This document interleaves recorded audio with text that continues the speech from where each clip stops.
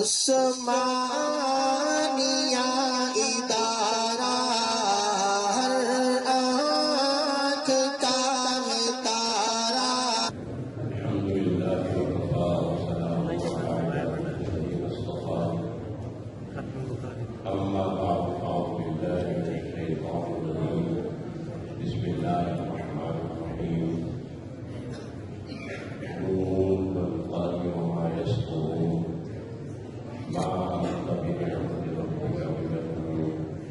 وإن لك لأجرا غير ممنون.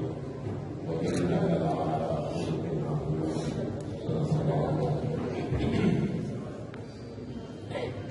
برادران محترم، مولانا عاشق حسین صاحب اور مولانا حافظ حسین صاحب، یہ دونوں حضرات اور میں ہم تینوں اور مولانا غلام مصطفیٰ صاحب سامنے بیٹھے ہیں. ہم دورے کے ساتھی ہیں اور اتفاق ایسا کہ ہم بیٹھتے بھی بالکل ساتھ ساتھ ہیں. ہمارے ساتھ ایک اور ہمارا ساتھی تھا امریکہ میں، نام اس کا نام تھا. میں حافظ حسین صاحب، عاشق حسین صاحب، غلام مصطفیٰ، ہم بالکل ساتھ ساتھ ہیں. ہمارے ظاہر ہے کہ ایک استاد ہے، ایک صنعت ہے ہماری. جن استادوں سے ان لوگوں نے پڑھا ہو، ان استادوں سے میں نے بھی پڑھا. یہ ان کی محبت ہے کہ اپنے ہوتے ہوئے بھی یہ مجھے بلا رہے. وگرنہ ان کے مولانا عاشق حسین صاحب کے ہوتے ہوئے، مولانا خالد حسین صاحب کے ہوتے ہوئے میری ضرورت نہیں ہے.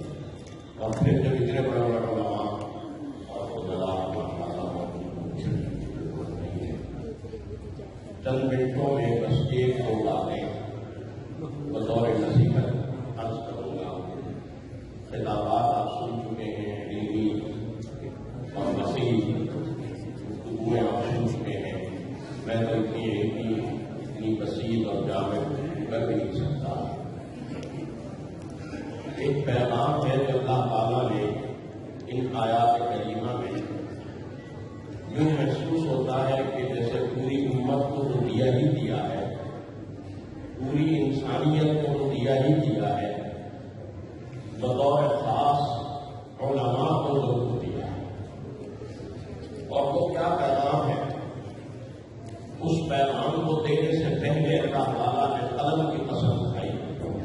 والقلم اور وما یسطرون، قلم سے جو لکھا جاتا ہے اس کی قسم.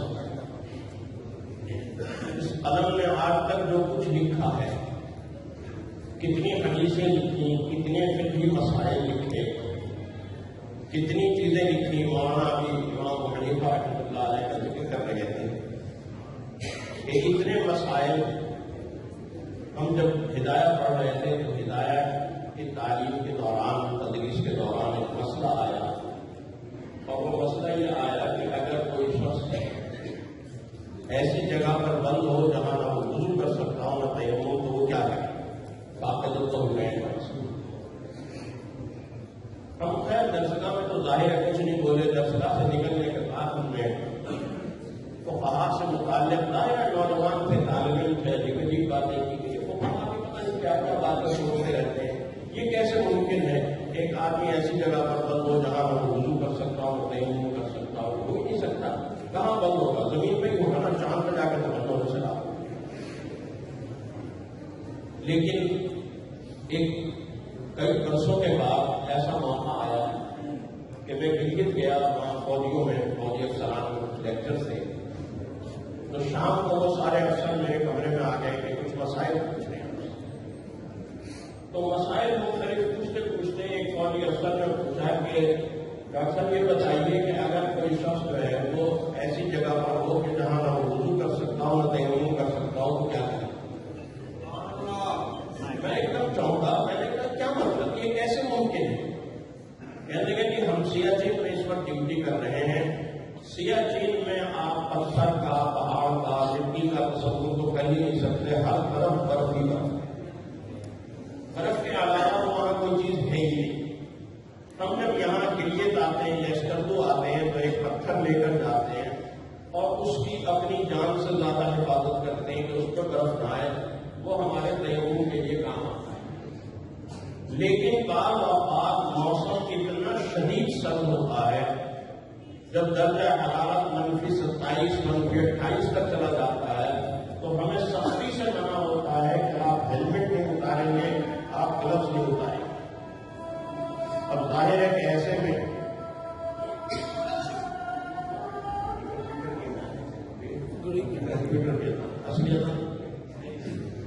تو ہمیں سختی سے منع ہوتا ہے کہ نہ گلوز اتاریں گے، نہ ہیلمٹ اتاریں گے۔ ظاہر ہے کہ ایسے میں نہ ہم وضو کر سکتے ہیں، نہ تیمم کر سکتے ہیں، تو پھر کیا کیا؟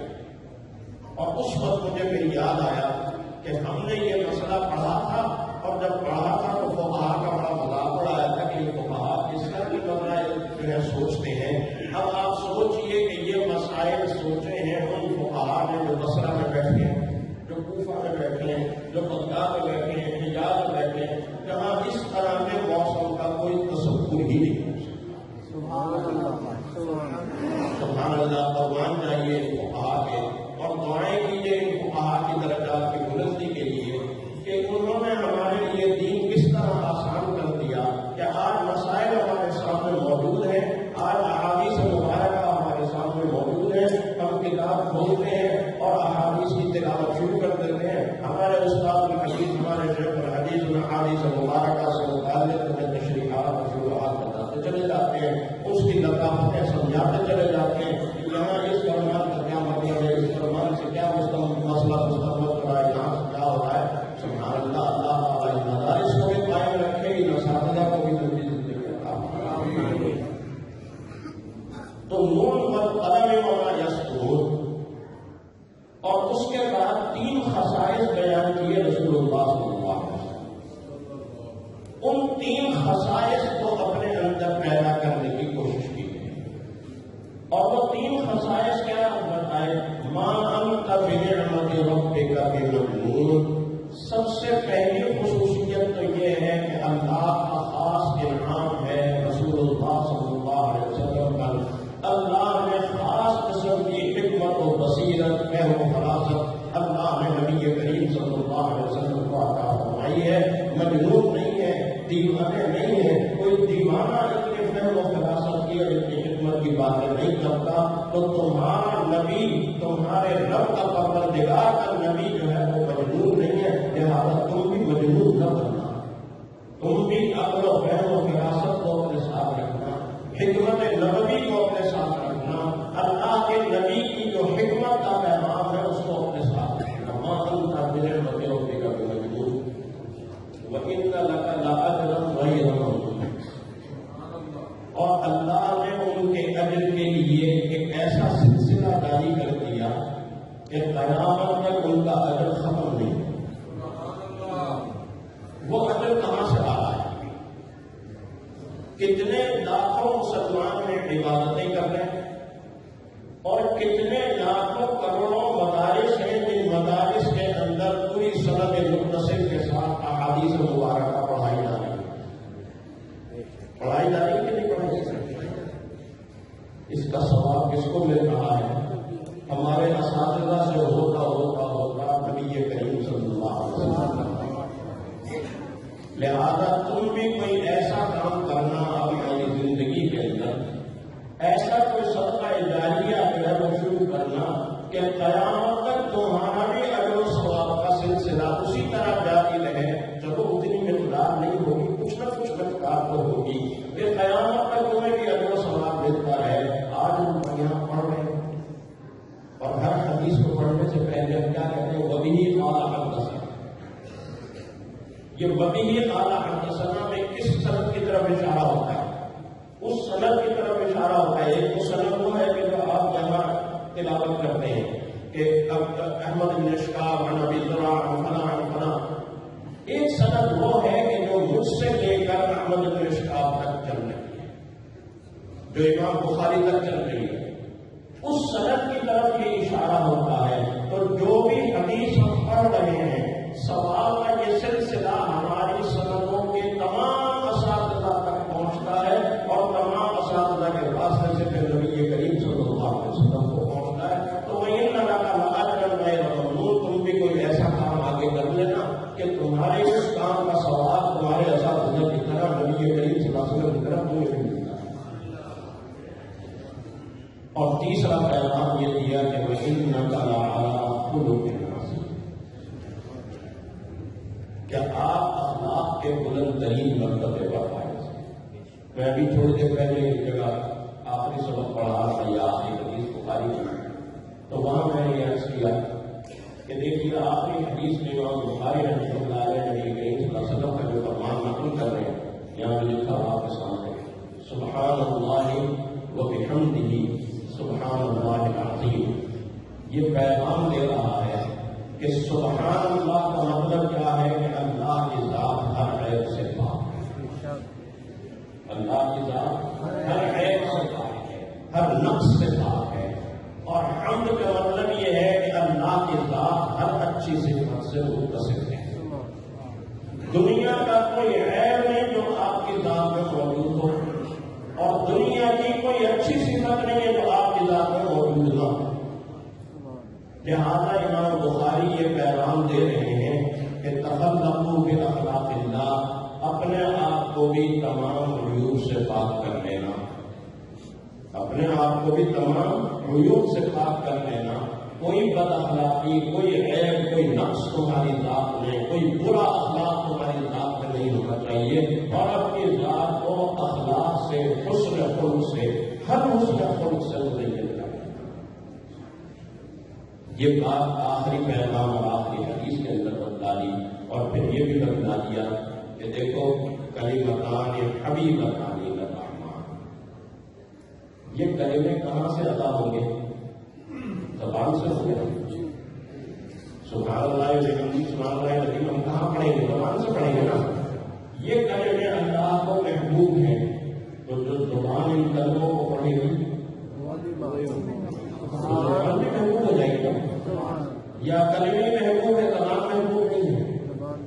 جو زبان ان کلموں کو پڑھے گی وہ زبان بھی محبوب ہو جائے گی، اور جس شخص کے منہ میں یہ زبان لگی ہوئی ہوگی جو کلمتان حبیبتان للرحمن پڑھ رہی ہے، وہ شخص بھی اور وہ ذات بھی